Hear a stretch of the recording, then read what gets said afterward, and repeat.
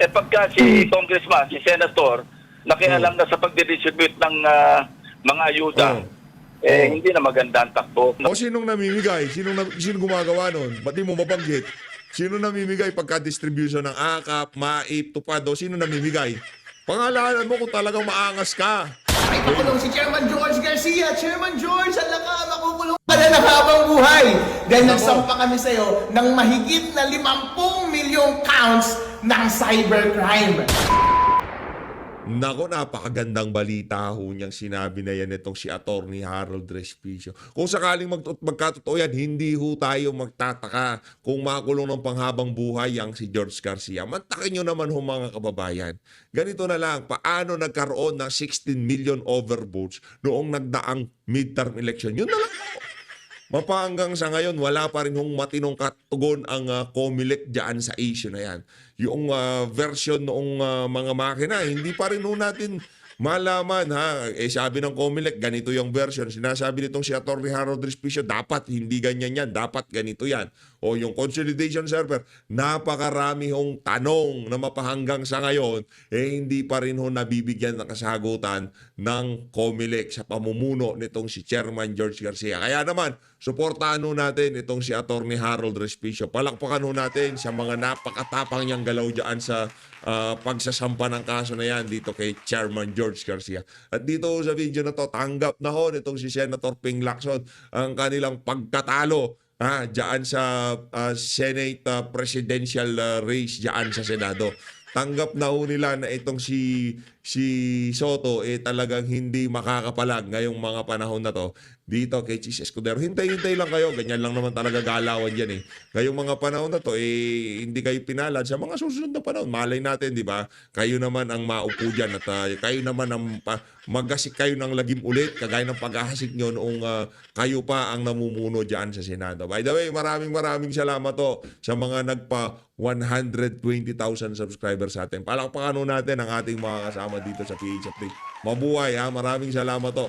920,000 subscriber na ho tayo. Maraming salamat. Ito na itong si Atty. Harold Respicio. Malupit ito mga kababayan. Then nagsampa kami sa'yo ng mahigit na Paray makulong si Chairman George Garcia. Chairman George, ala ka, makukulong ka na ng habang buhay. Then nagsampa kami sa'yo ng mahigit na 50 milyong counts ng cybercrime. Dahil sa lahat ng iyong mga ginawang kalokohan noong nakaraang eleksyon. Ang specific crime po na isinampa namin lamang sa kanya ay system interference. Yan po ay nasa ating Cybercrime Prevention Act. Ano po ba ang ibig sabihin ng system interference? Kapag gumamit ka ng software na hindi authorized, kapag gumamit ka ng equipment na hindi authorized, at kapag minanipulate mo yung mga data na hindi authorized. Ano ba yung mga ginawa ni Chairman George at kanyang mga kakampi sa COMELEC noong nag-interfere sila ng ating computer systems nung eleksyon? Number one, ang authorized po ng batas na gamitin sa ating automated counting machine ay yung na-audit. Ang na-audit po yung version 3.4. Ano ang ginamit niya? Version 3.5. Meron bang system interference? Meron po! Yes! Pangalawa, pangalawang system interference ay nung gumamit sila ng intermediary server. Yes!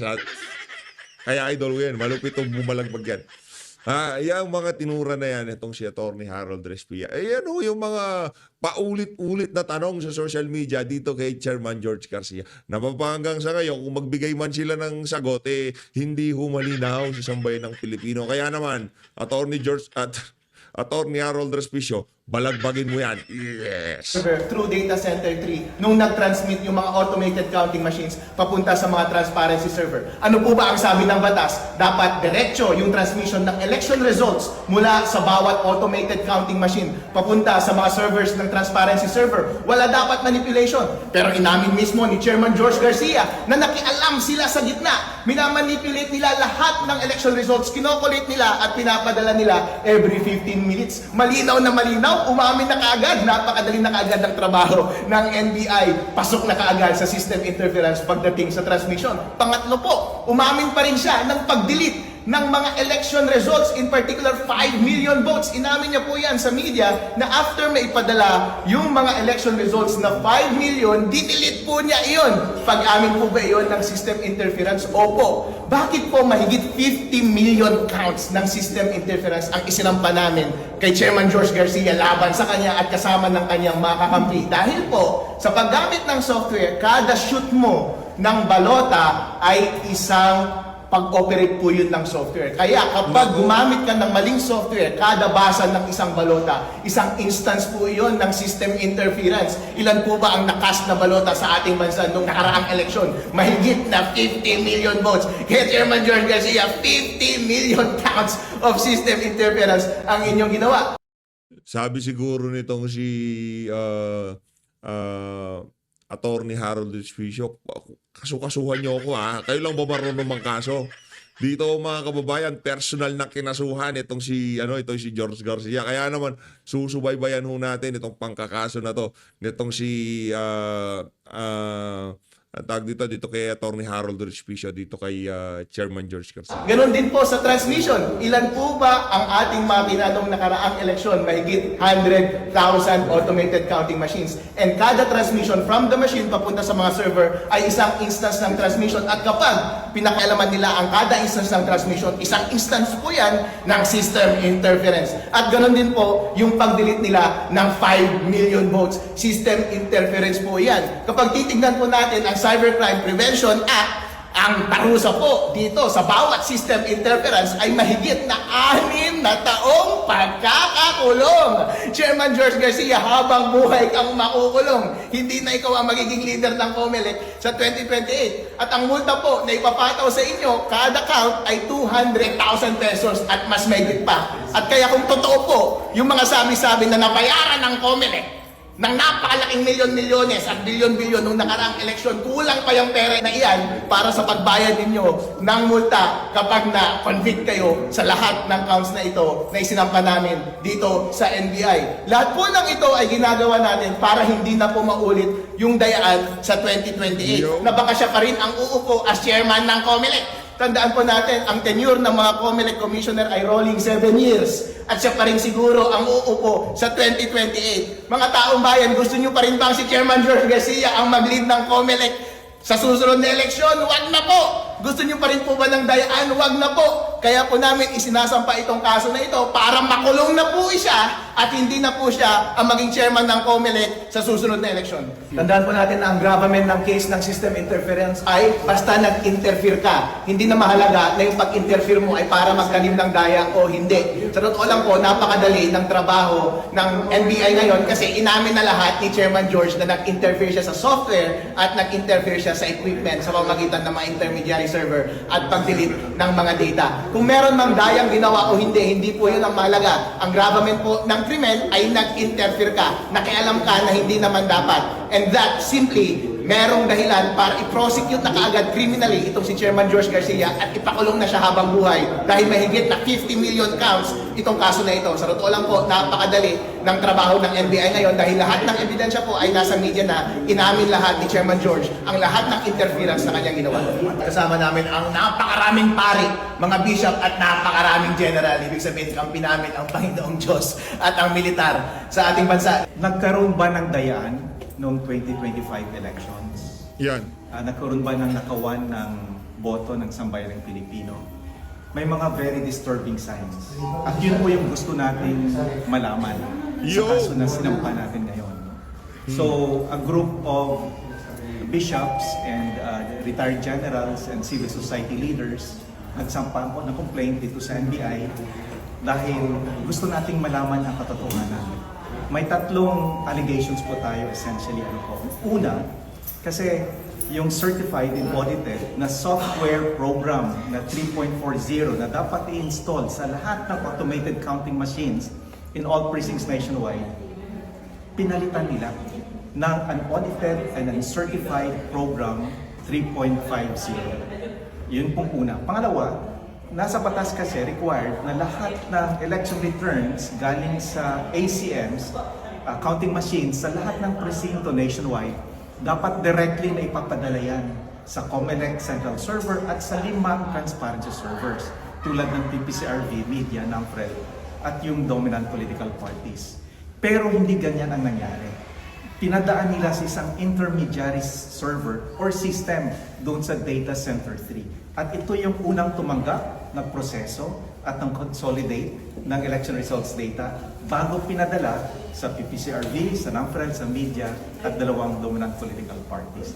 So, gusto nating malaman, nagkaroon ba ng alteration or manipulation o dayaan? So, that's why po, in-invite natin ang itong NBI na pwede bang imbestigahan ninyo para malaman natin ang katotohanan. So, yun ang po, Chairman George Garcia, hindi po lahat ng Pilipino ay bulag at takot at natutulog. Nako. Mahaba po ang kamay ng hustisya. Kung may ginawa po kayong kalokohan, maabot at maabot din po kayo ng kamay ng batas at mapapaisalalim kayo sa batas at hustisya ng ating bansa. Yung, kung hindi man ngayon mangyari yan, mga kababayan, kung hindi man ho ngayon mangyari yan, darating ho, aabutan at aabutan ka, Chairman George. Etong ginawa mong multo na to, hindi ito kagaya nitong si alias Rene.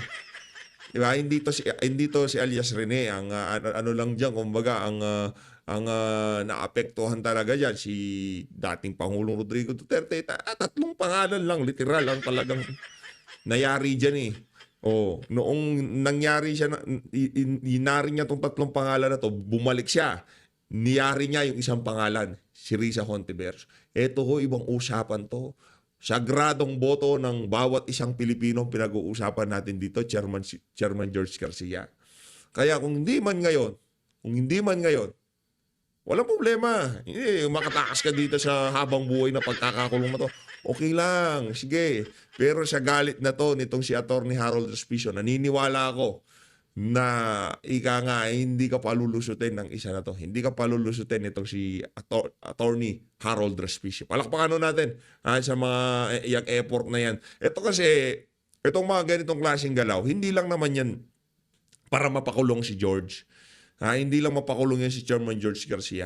Ito merong pupuntahang ibang sanga-sangang usapin. Isa na ho dyan, kailangan na ba nating repasuhin ang ating paraan ng pagboto dito sa bansang Pilipinas. Yun ho talagang ating iniing dito. Makakulong si George, hindi makakulong si George. Wala naman tayong problema dyan. As long na maisaayos na, magkaroon na tayo ng hybrid election, magkaroon na tayo ng tarahan sa bawat prosinto. Yun lang ang atin dito. Ngayon, yung init ng ulo ni... Ako mapapalampas ko na to eh. Okay na, sige na. Naisahan mo na kami, George. Maraming nag-courtesy call sa'yo. Maraming nagbigay sa'yo ng pampasaya o kiniliti ka nila ng konti nung pinuntahan ka nila sa opisina mo, di ba? Pinasaya ka. Mali natin, kiniliti ka, kaya sumaya ka, di ba?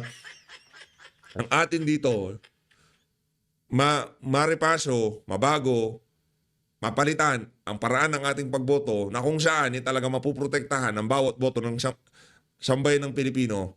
Maraming salamat, Atty. Harold Respicio, dahil sa mga galaw mo na yan na pag-uusapan na talagang napakaraming butas ng ating kasalukuyang sistema ng pagboto. Dito tayo kay Senator Ping Lacson. Tanggap na ho nila ang kanilang pagkatalo. Panoorin natin mga kabayan. Sa Senate? Well, may kasabihan tayo, never say die. Pero kung pagka nag-reality check ka, alam mo naman talagang almost impossible to accomplish yung gusto mong ma-accomplish. So, let's be more realistic kasi nagsalita na yung maraming kasamahan namin. Sinabi nila yung inclination nila and we will respect that. Kasi matter of choice yan eh. If you want to join the majority, kasi ang inclination mo is towards a particular candidate to become Senate President, we should respect that. Pero at the end of the day, pag nasa caucus kami, nasa lounge kami, magkakaibigan naman kami lahat eh, magkibakbakan sa plenaryo. Pero pag nag-caucus kami, magkakasama kami, di-discuss kami professionally. Of course, may nagkakaambaan din paminsan-minsan, pero hanggang doon lang yun. Hindi pa naman kami maabot sa tulad sa Parliament ng Taiwan na nagsusuntukan at nagbabatuan ng silya. Hopefully, wag naman kami umabot sa ganon. Kasi unsightly. Senator, nawala kayo ng several years din sa Senado. Pagpasok nyo ngayong end of July, ano ba kayo? Dahan-dahang mag-scale up o up and running kayo? Dahil dati kasi nakilala kayo na tikabusisi ng budget eh. Yan ba ay unang salbo nyo pagpasok nyo sa Senado end of the month? So anong indications ng inyong conduct dito sa unang mga araw ng pagpasok nyo sa Senado? Up and running. Ngayon pala, big-aaralan ko na yung 2024, 2025. Maski nga yung 2023, pinababalikan ko sa staff eh. Para ma-compare natin yung takbo ng, kasi after all, yung atin namang national budget, maraming nakapaloob doon, mga items, hindi naman isang taon lang ini-implement eh. Halimbawa, may nakita na kami doon na pagka-late na barangay ng isang napakaliit na bayan, nagkaroon ng allocation na o appropriation na 1.9 billion. Pagka-late na bayan, nagkaroon ng appropriation na almost 10 billion. Hindi ganito. In fairness ha, pagdating kay Ping Lacson, pagdating sa pagpapabida sa budget, number 1 yan. Dito sa pag-upo niya na to ng pagkasenador, babantayan ho natin yung mama na yan. Kasi mahusay yan eh. Yung tipong, palimbawa, ganito ganyan, naglaan sila ng ganito. Pangalanan nyo. Kasi yung pinapasilip na rin daw niya yung 2023 budget, 2024, etong 2025 budget, pinapasilip na daw ho niya. Yung mga ganon, dapat tanungin namin yon. O ako, kayo mismo, tatanungin ko yon. Kaya bang i-absorb yan? Yung 10 billion ng isang napakaliit na bayan, ng tao, mahigit 10,000. So per capita pa lamang, parang hindi na equitable yung distribution ng budget. Nako. Senator, related dyan, habol ko lang may rinifile si Senator Cheese na bill niya to mandate all government officials na i-waive yung bank secrecy rights. Susuportahan niyo ba yun? Kasi ilang beses na niya final yun, walang nangyayari. Ako unang nag-file yan, Ami. Well, hindi lumalabas sa committee. Panahon pa namin na Senator Marrojas noon. Ang version ko, iba doon kay Senator Cheese, Senate President Cheese. Yes. Sa akin, the moment na pumasok ko sa gobyerno, whether you're President of the Republic or the lowest clerk or janitor, basta government employee ka, deal waive na, hindi ka nakalang pumirma ng waiver. I heard yung kay Senator Cheese, kailangan pipirma ka pa ng waiver kapag nagkaroon ng investigation ng ombudsman. Yung sa akin, pagpasok ko sa gobyerno, deal waive na kagad. Anytime, lalo pag nagkaroon ng investigation, wala kang rights under the Bank Secrecy Act. Sinurrender mo na. Kasi sa akin, out and out, gusto ko, mangimi o kaya mag-hesitate yung nasa gobyerno na gumawa ng kapilyuhan dahil anytime, pwede buksan yung kanilang bank accounts. Ako yung unang nag-file nung waiver sa Bank Secrecy Act. 2018, I think, na-file ko na yan. Pero sir, obviously, hindi kumakagat eh. Hindi kumakapit eh. So, Yes. Walang sumusunod. May Pero progresa ba ngayon, yan? dahil nga si Senator Cheese, Kung masuportahan kaya. co-author ko yung Senate President, hopefully, may pasa namin. Yes. Forget, tigilan nyo nga yan. Naknanto ko ako, hopefully maipasa namin. Hindi yan talaga tinatarget nyo, kaya gusto nyo maupo. Impeachment ni VP Sara. Baka kasama yan sa plano ng mga taga-alyansa noong bago pa man kayo nanalo. Isa yan sa mga ikanga tinatarget nyo, kayo dyan sa mga taga-alyansa kayo. Hopefully maipasa namin. Kasi imagine, ang co-author yung Senate President. Of course, expectedly, siya yung magiging principal author kasi una siya nag-file kasi Senate President siya. Yes. Kasi ang naging order ng priority namin sa pag-file ng bill, draw lots, ano? But yung mga officers, mauna sila. Ako number 4 ako eh. Nung nag-draw lots, ako yung number 4 doon sa mga hindi officers ng Senate. So kung bibilangin natin, kung alisin mo yung, hindi ko sure kung lahat kami nag-draw lots eh. Kung halimbawa ako number 4, yung unang Senate bill ko, Senate bill number 41 yon. Kasi number 4 ako sa priority. Ang priority ko, yung gusto ko i-streamline yung 4Ps. No? Sinuklob ko lahat yung lahat ng klase ng ayuda na ang nagdi-distribute mismo, nag-implement, mga congressmen at senador, nilagyan ko yun ng parusa. Huwag kang makialam, huwag kang mag-influensya man lang kung sinong bibigyan dahil pwede ka makulong at magkaroon ka ng perpetual disqualification, absolute perpetual disqualification sa pag-hold ng public office. Tapos yung pangalawa ko, sa priority ko, yung transparency ng bicameral conference ng national budget, people's participation in the national budget process. Kasi ito yung lagi Totoy Bibo na naman si Lacson. People's participation. Kabalbalan niya. Tagal mo na naging senador.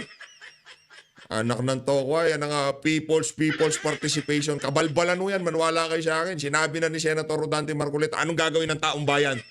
Pagka mayroong pinagsisingit si Speaker, o yung mga tauhan ni Speaker, anong gagawin ng taong bayan? People, manunood kami?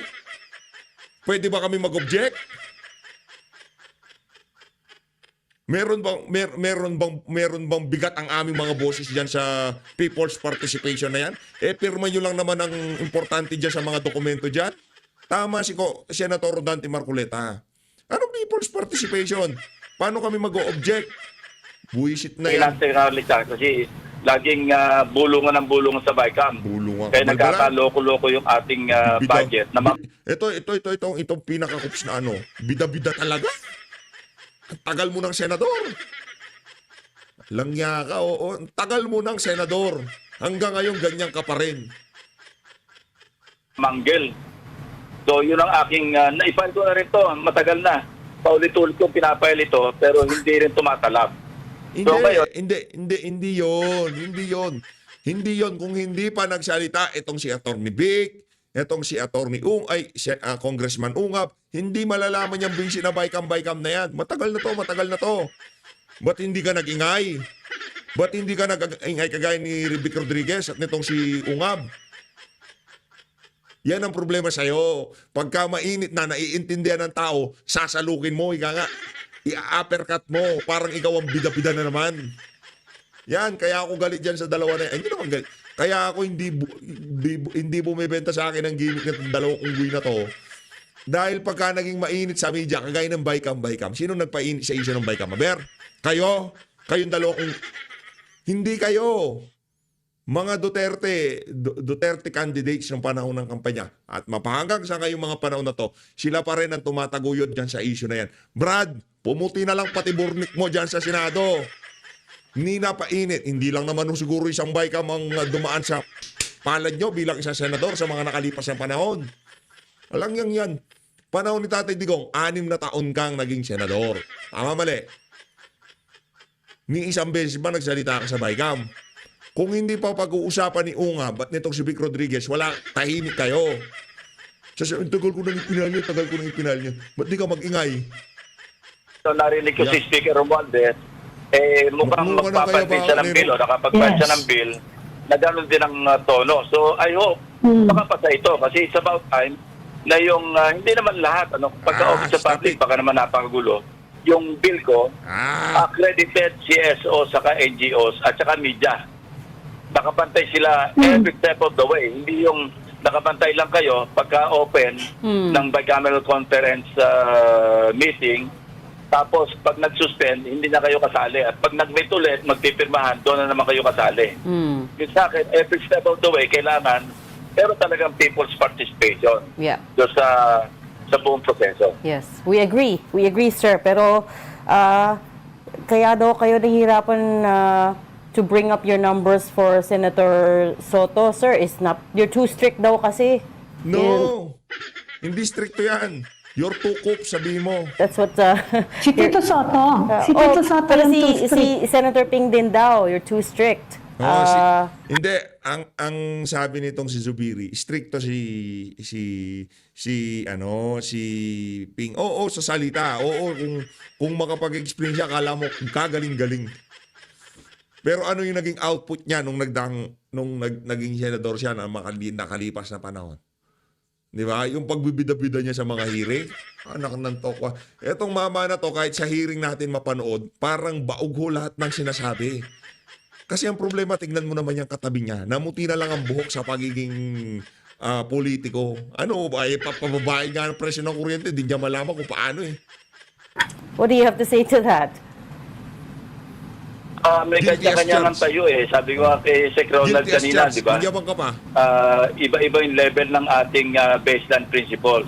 Iba-iba yung baseline eh. Sabi ko, ang pinaka-worst, yung sabi nga, mas masama pa yung kay Ronald sa akin, sahid sa lupa, sa kanya, yuhukay pa eh.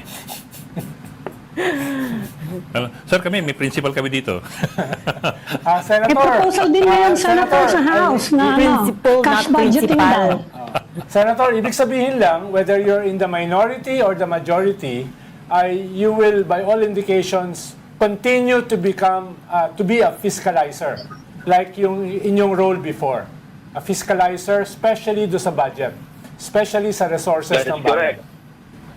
That is correct. Kasi nung nasa majority ako, Vice Chairman pa ako ng Finance Committee. Nag-sponsor ako ng budget ng Defense, CHR, at saka mga ibang agencies. And yet, nag-fiscalize ako sa budget. Nag-interpellate ako sa floor, nag-interpellate ako sa committee hearings, at nag-fiscalize talaga. Ang dami ko nasisave. Nagulat ka ako na nagkuwenta lahat yung staff ko for the past 18 years. 300 billion. Saan napunta yung 300 billion mo? Ang dami mong nasisave.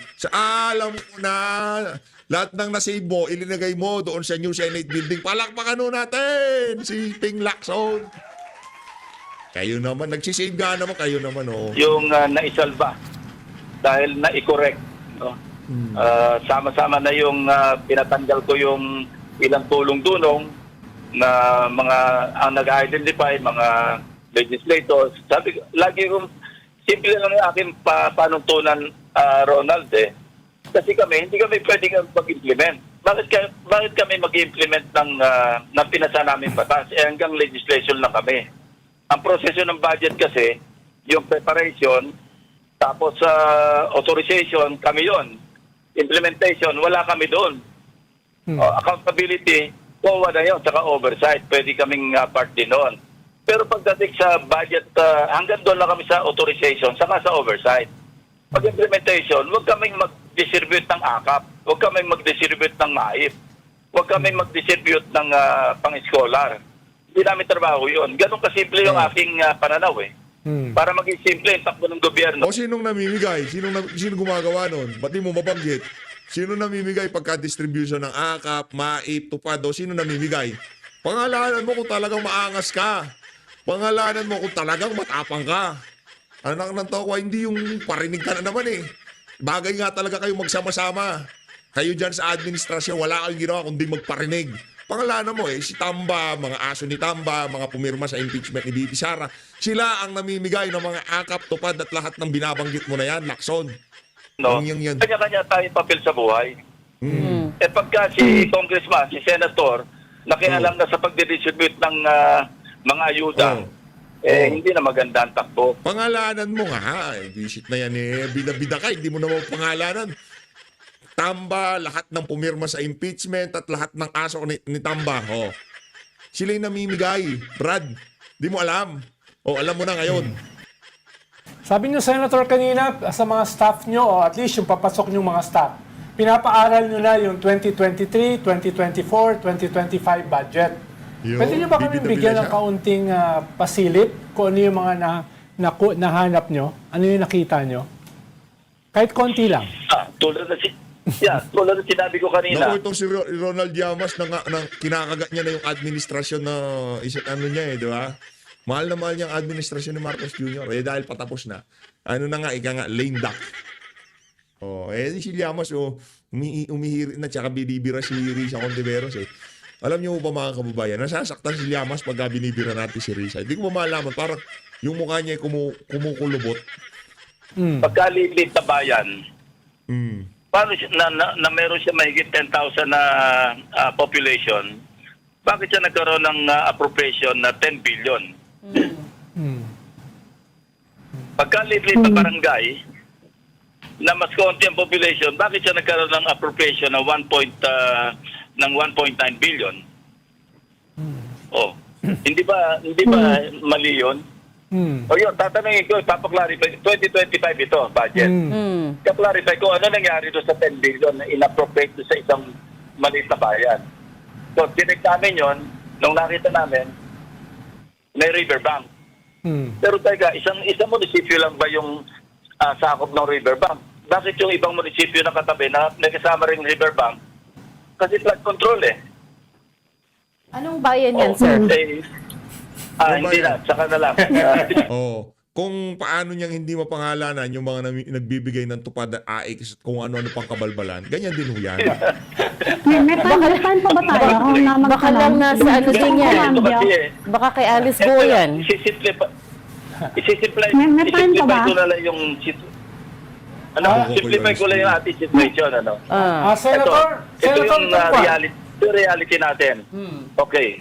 Nag-i-spend tayo ng 16 billion pesos a day. Nag-earn tayo ng 12 billion pesos a day. So, ibig sabihin, kailangang mangutang tayo ng 4 billion pesos a day. Ganon kasimple. Correct. Pag hindi natin pinatino ang national budget ng paggamit, baka nakalabasan yan after 1 year, 2 years. Ang inuutang natin, 6 billion a day. After 5 years, ang inuutang natin, 10 billion a day. Saan tayo pupulutin? Eh, ang investment naman natin, okay lang mangutang, walang problema. Pero dapat invest natin na mayroong return on investment. Meaning, mag-enter tayo, magkakatakot-takot na layers tayo ng highway tulad sa ibang bansa na hindi nagkaka-traffic yung EDSA, na sabi ng DBP o ADB, nawawalan tayo ng 2.5 billion. PB. Gawa tayong highway, ganito, ganyan. Sa salita, magagaling yung mga yan. Sabihin ko sa inyo, mga kababayan. Kung walang political will ng isang presidente, kahit na ano sabihin na senador, hindi mangyayari yan. Maniwala ko kayo sa akin. Maniwala kayo sa akin. Napanood ko na yan. Napanood ko na lahat na sinasabi ni Ping Lacson. Halimbawa, sige, mapagpalagay na natin, magaling ka, mahusay ka, Lacson. Pero kung sabaw-sabaw ang presidente, loko-loko, hindi mangyayari ang kabalbalan mo na yan. Sinong magiging natin presidente? Si Soto? Nako, kuryente nga, di niya malaman kung paano pa bababain. Paano pa natin ibibigay sa kanya presidente? Kung presidente kailangan natin, merong political will, Duterte yan. Hindi o Lacson, hindi o Soto. Yan sinisigurado natin. Kahit ano pang kayabangan sabihin ng mga senador na yan, kahit si Senator, Bato, tawag dito, Senator Bongo, yung mga yan kasi, bago umalis si Tatay Diggs, establish na yung mga proyekto na ika nga talagang flagship sa kanila, ika nga, di ba? Yung kung pamalasakit, nandiyan eh. Yung infrastructure ayos na, gumagana na. Kaya talaga naaalala nila yung nagdaang administrasyon sa mga programa niyan. Pero ngayon, gagawa tayo, kagaya ito sinasabi ni Lacson, gagawa tayo maraming highway para ma-decongest natin yung EDSA. Kabalbalan, hindi mangyayari yan. Manuwala ko kayo sa akin. 10,000%. Ni korupsyon, wala akong magagalaw si Lacson yan. Yung sinasabi niyang baykam. Di totoo yan, kabalbalan yan. Manuwala ko kayo kay PH Update. Kung hindi pa nag-ingay si Ungab at si Vic Rodriguez, hindi mapag-uusapan yung issue na yan. Ngayong mainit na, naiintindihan na dahil senador ka, bigla kang sasawsaw sa issue. Loko-loko. Billion pesos daily Yes. gawa ng traffic sa EDSA. This was several years ago. Hindi ko alam Brad, kung stop magkano yung losses natin Brad, in stop business it. opportunity, in all opportunities lost because of the traffic. Eto, baka sabihin, PH, ba't galit na galit ka kay Lacson? Hindi ako galit kay Lacson. I'm just stating the facts. Base ito sa napanood ko sa kanya sa mga nakalipas na panahon. Ito ang track record ni Lacson. Hindi ko sinisiraan. Ang niya talaga, ang matatatak sa kaisipan niya na ginawa ng mama na yan, sa kabila ng napakaraming nagugutom, ang naisip niya magpagawa ng bagong Senate building. Sa kanya yon. Hindi yung Malasakit Center o kung ano pa man. New Senate building. Sa kanya yon. Kung ganyan takbo natin, ang investment natin sa ayuda na walang return on investment except yung human capital na hindi lang totoo kasi bakit yung tumatanggap ng akap, bakit bumababa sa kotse? Tapos may mga Pwede pa bang yan Senator, you've always stood Pwede pa bang against Fort change Barrel. topic? But actually, yung news today, Senator, was yung unprogrammed appropriations for next year is being slashed by more than 30%.